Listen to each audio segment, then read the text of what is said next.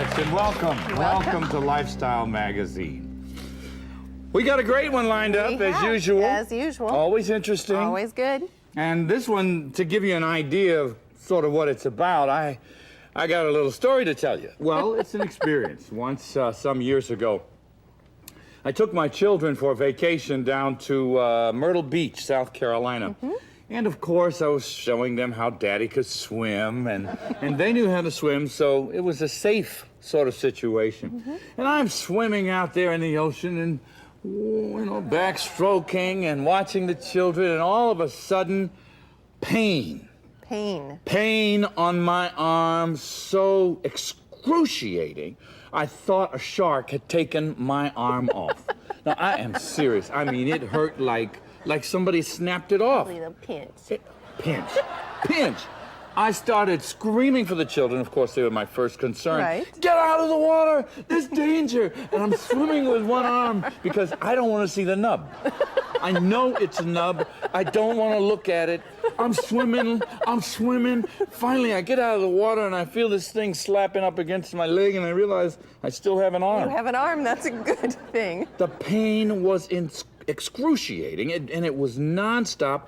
I had been stung by a huge Portuguese man-o-war jellyfish, and I want you to know... Hurts. They sent me straight to the hospital because you could die from that. It's serious. But the point is, there was so much pain. Pain, yeah. Last year, headaches crippled more people than motorcycle accidents, car collisions, and industrial accidents combined. And it has caused industry to lose $50 billion due to absenteeism and medical expenses, and sufferers to lose more than $157 million on their work days. But Clifton, headaches don't just affect grown-up people.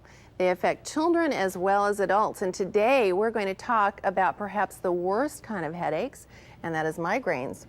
We're going to meet Susan Olson, who grew up before our eyes as Cindy Brady on the Brady Bunch, cute as a bug, and Jackie Zeman, who stars on General Hospital. Lovely lady. They're awesome, and both of these ladies have suffered from migraine headaches. And you wouldn't think so, as No. lovely as they are. But first, we have Patty Cabrera with a health report. Come on out, Patty. Hello. Well, we know you always have an interesting report, so what have you got for us today? Some tips on prevention of skin cancer and recognizing those suspicious spots. Some of the simple ways that we can help prevent it is one, knowing your body, knowing the pattern of moles on your body. If you notice a change, immediately go get it checked out. And simple things, going into the sun, wearing an SPF at least 15 or higher, sun protection, wide-brimmed hats. I love spending time at the swap meets. I put the big hats on, tons of SPF on my face, and just really keep track of your body. It's important. They have what they say, the ABCDs of recognizing these lesions and these suspicious spots. We've got A for asymmetry. You look and see if the two sides of the spot are not even. B, the borders, if the borders of the lesion is not smooth. C, coloration, any type of discoloration you can be black, it can be brown, red, even a blue. And D, the diameter. If you notice that mole is growing, or if it's larger than the end of a pencil eraser, then you need to definitely go in and get it checked. It could save your life. Yes. And we have you to thank for it. Ladies and gentlemen, Patty Cabrera, thanks so much. Please help us welcome Susan Olson.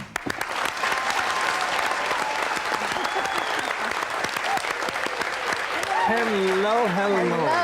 Hello, so nice to see you. Nice to be here. Except you look so grown up. Well, 30 years will do that to a person. What's so amazing is it's like when you see you, you think do I know you from school or something? Yeah, that's what a lot of people do. In Like fact, a part of the family. Right, I think I have an altered reality because people, I think they treat me nicer because they think Well, you're everybody's friend. Yeah, You feel like yeah. our friend. Yeah, so it's a lot better than if I played a villain or something. That's true. Yeah. Well, hey, a lot of folk watch the Brady Bunch. You were on a lot of years there. But for a large part of that time, you were experiencing some pain. You had migraines as a child on the set of the Brady Bunch. How old were you when that began? I was 11 years old, and we sort of knew what was going on because my father had suffered from migraines. And actually, the creator of the Brady Bunch, Sherwood Schwartz, he is a great migraine sufferer.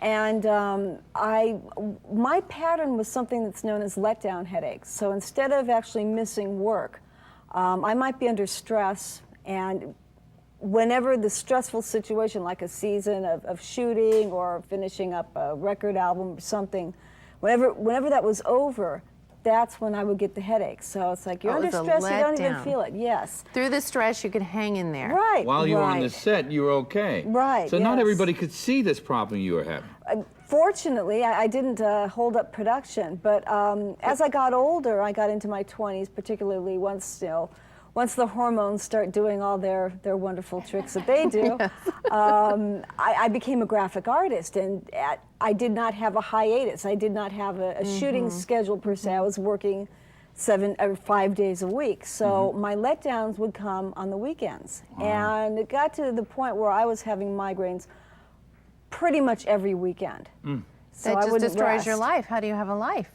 You don't have a nice life, and other people don't think you're a whole lot of fun either. No. Yeah. Did you have to go into like a dark room or something? Did you feel like you were losing control of your life? I would have stroke symptoms. Wow. And the Like first one half time, of your body would... yeah, it would begin like my tongue would go numb, and then my thumb, then my hand, then the numbness would crawl up my arm until finally my entire left side of my body was numb. And of course, the first time that happened, scary. I'm dying. Yes. And how long would these sessions last? My migraines would go anywhere from 2 hours to 3 days. And it's mighty depressing when you wake up the second morning And you're, and you're it's still, still in there. bed. still there. How do these migraines affect you in your life now? Now they're almost a non-issue because And- I have really, really effective treatment. We've found something that works on me. It's an abortive therapy. I also take something every day to kind of prevent them, but I can take something. I take a sumatriptan, and in 20 minutes, it's gone. Is that an oral med? Yes, I'm actually able, it works fast enough that I'm able to take something orally. That's terrific. you're Well, getting I'm glad you're able to deal better. with that now. Knock and, wood. and the medication is working, and because it seems it never goes away, huh? You're just There's no always cure. dealing with it. No cure. When we come back, we're going to meet another woman who struggled on Hollywood set with migraines. Jackie Zeman, who plays Bobby Spencer on General Hospital. We'll be right back. You're not going anywhere. For a brighter future, just say hello.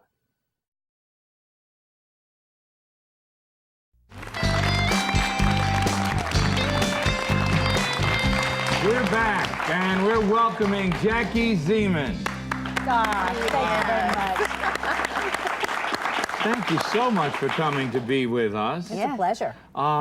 This subject, migraines, people don't recognize how many famous as well as others suffer from this. When did you suffer migraine headaches for the first time? You know what, I'd just like to say, Clifton, in regards to what you just said, there's 28 million people in this country. That's something that I have learned over the last few years that are affected by migraines, 18 million of which are women. Wow. So that is, when you, as you say, a whole lot of people. That's Whole a lot of lot folk. of people. My first migraine happened when I was 13 years old.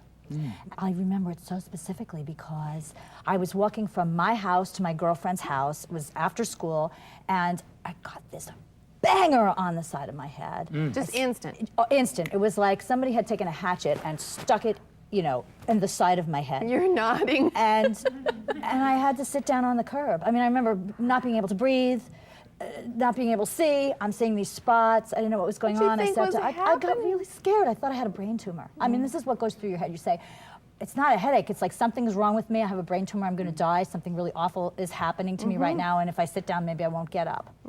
Cindy's I nodding. thought, yeah, Susan. Susan. Oh, yeah, Susan's nodding because, well, for Susan, it's you know, it's unlike Susan because you started, as I heard you before saying, as a child. Yes, and we knew what it 11. was, which is unusual because it doesn't display the same characteristics when you're a child.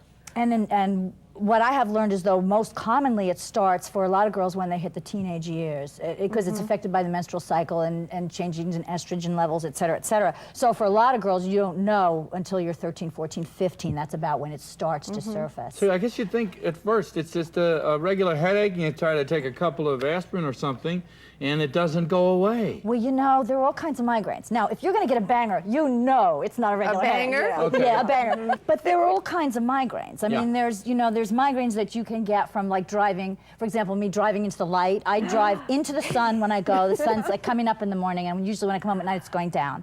So some things I have learned You have is, to be keep careful the of. glasses, be careful, because you can get from that as well. There are things that trigger. When I was bit. on birth control, you know, I later learned that was affecting it. Wow. Certain foods you begin to learn. It's like migraine, you know your migraine. Now, has this interfered with your work? Did it go through a period of time where it hampered you from being able to do the things you needed to do? It did in many ways. It did absolutely physically. I mean, there was one day when I was on the set, and I remember calling my producer, Gloria Monti. We used to tape at 4 o'clock.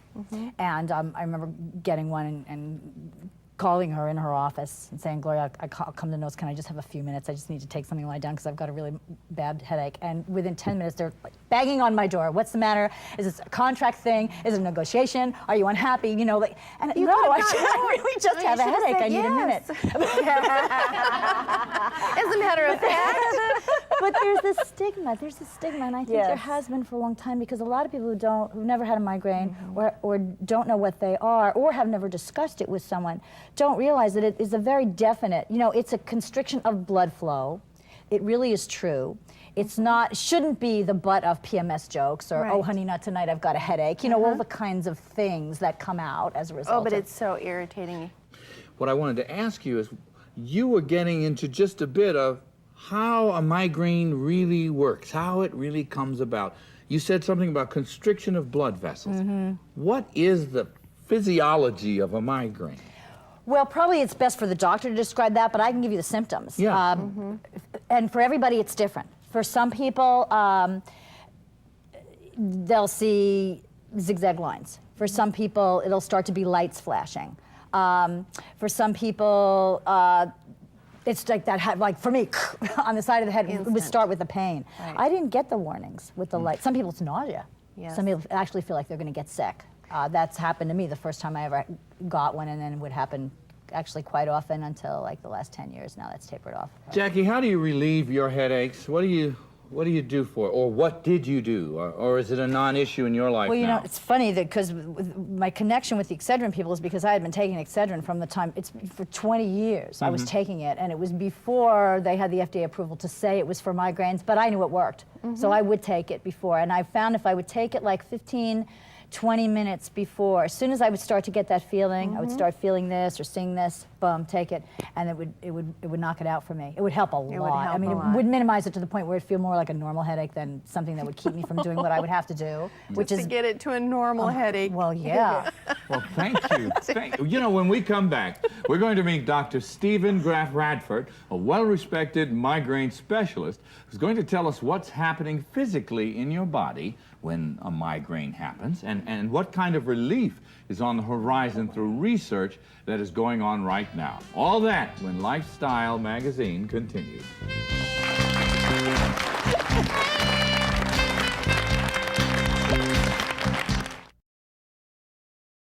Hello. Hello. Hello. Hello. Hello. Hello. Hello. Hello. Hello.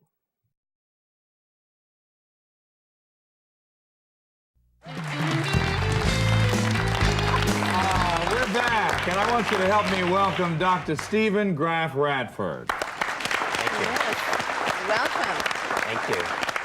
Now, Dr. Radford, you are actually a dentist. Yes, and I don't inflict pain. I try and relieve it. I don't know. Now, how did you get into headaches, being a dentist? Well, I do what's called head and neck pain management, and it's a multidisciplinary program where different specialists treat different pains. And as a dentist, we treat pain in the distribution of the trigeminal nerve, which is the sensory nerve of the face. And headache is mediated or described as being part of the trigeminal nervous system. How do we know the difference? I mean, so let's say I have a headache. How do I know I'm not coming down with this terrible problem, migraines? I mean, Well, there are specific criteria that have been defined by the International Headache Society for classification of these different headaches. So broadly speaking, you have primary headaches and secondary headaches. The primary headaches, what we're talking about, is migraine, tension type headache, and cluster headache. And then the secondary headaches are the ones we worry about. Those are the brain tumors and the bleed in the brain and things like that. So the warning is to have patients realize that if they have their first headache ever, their worst headache ever, or a significant change in the headache, they should have clearly medical attention immediately. Now, they had different symptoms, sort of, kind of, but is the same thing going on in the head? What's going on in the head? The same thing is going on just about for all different kinds of headache, but it presents differently.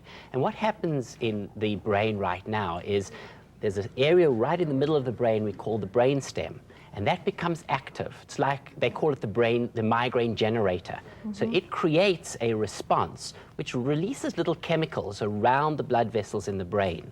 And those chemicals initially cause a vasodilatation. So say what is vasodilatation? It's an enlargement of the blood vessels. Of the blood vessels. And as those blood vessels enlarge, there's a release of little chemicals called neuropeptides. And they release the chemicals, they bind to this trigeminal nerve I mentioned earlier, the sensory nerve, and then it conducts the pain back to the brain. So that's the axe. That's when you get whacked on the That's the head. axe Now, connecting. prior to this migraine generator being active, you might have, in about 10% of people, an aura, which is the visual disturbance. And that is actually an electrical discharge of the brain. Almost like it starts in the back of the head and it slowly depolarizes from the back of the head forward, marches very, very slowly forward, and then we see that lasting about 30 minutes to an hour, and then it I've had moves this into the little head. thing in my eye that it looks like you're looking at ripply water, and then it will get bigger and bigger, and it takes about 10 minutes, and then it's gone, and then I have a little headache. That's an aura. Did you know what it was? No. Until now. You just No. discovered what it is just Yes. now? now you know. And I'm you- not I even going to did- and charge I had you. just a little headache, but I didn't have a terrible headache. Amazing. What's that, So what am do you I call it? going to get worse ones? No, you'll never get worse. No, Definitely that not. what I had is it? Well, you never can tell. A migraine, as you know, is genetic, and so we're predisposed to all sorts of different things. And if you take good care of yourself and you exercise regularly, sleep well, eat well, in all likelihood, you'll still And be work okay. with Clifton. That's right. Now, I you mean, know so much. It sounds like they have come up with so much about what's going on. What's You really must be able to treat this awfully well Yes, now. what's really exciting is that in the last 10 years, there's been a rapid expansion of information about headache, and there's been the development of this class of drugs called the triptans. And these are drugs that bind to a receptor right where the blood vessel and the nerve is and stop the release of those little chemicals Yeah. that I told you irritate and sensitize the nerve. Yeah, yeah, those yeah. are prescription medications. Doctors. But now, Right. should Jackie, you just take Excedrin? Well, Should It's you just over the start counter there? approved. Well, should you just, should don't that be you where you think start? someone would start there? I'll tell you how Don't take I too like to much. approach it. Traditionally, doctors do what's called step care. You have to take this, and if that doesn't work, you go to that, and if that doesn't work, you go to this. Now, my feeling is, if this doesn't work, why do you have to go up the step? Then just give them this at the beginning. But Yeah. if this works, the bottom of the step works, definitely use it. Okay? The caution I have for that is over-the-counter medications taken more than 2 days per week on a regular basis will result in a rebound headache. Wow. So you don't want people just treating themselves. If headache is frequent, more than 2 days a week, you want to consult your doctor. Oh, for sure. Well, that's so much. It Can you occurs imagine? in a lot of young girls and women. Is that tied to the hormone estrogen? Yes, as you see, as has been described, 12 and 14 about their headache started. And it's equal below the age of 12 males and females, the frequency. And then at 12, it definitely becomes much greater in women. They peak at around age 40, and then they decrease. And postmenopausally, headache reduces dramatically. Although there are also always exceptions to the rule, such as the woman who never had migraines until she begins going through the change of life. And I have only mentioned, of course, the abortive therapies, but there are lots of preventative therapies. We'll get to that soon as we get back, because that's what we need to go out on. We need to find out what about prevention when it comes to migraine headaches. Yes. We'll be right back. Wrap this up.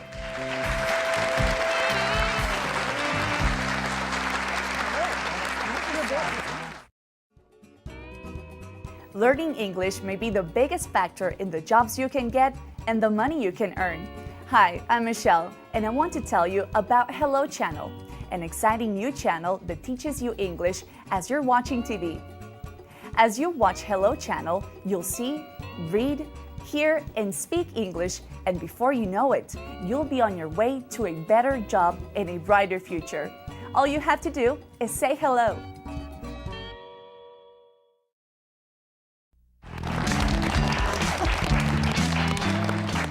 Welcome back.